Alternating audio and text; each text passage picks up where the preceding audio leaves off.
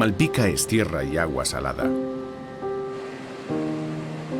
El monte de Atalaya, la playa de Area Mayor y el puerto son la esencia del lugar que hoy y desde hace más de 8 siglos es Malpica.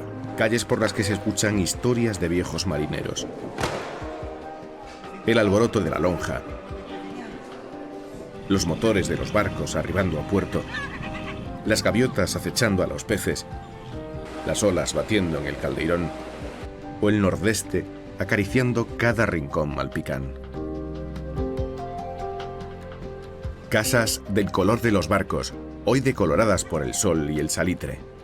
Sendas por las que caminó el pintor gallego Urbano Lugris, buscando refugio en una improvisada tertulia marinera para inspirarse en la decoración de la casa do pescador.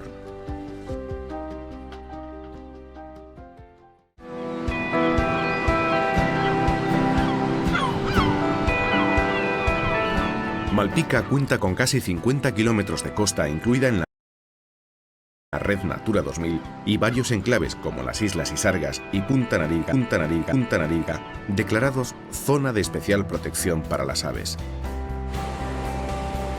Este mar recio e hiriente, fuente de riqueza para la pesca y el marisqueo, se ha convertido en un escenario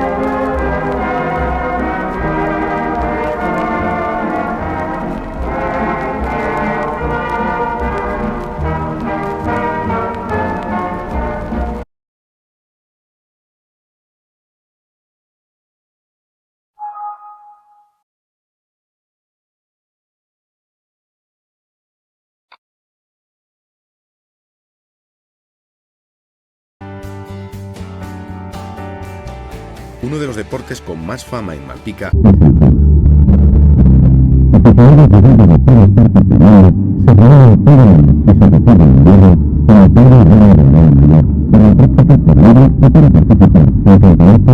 sido prestigio.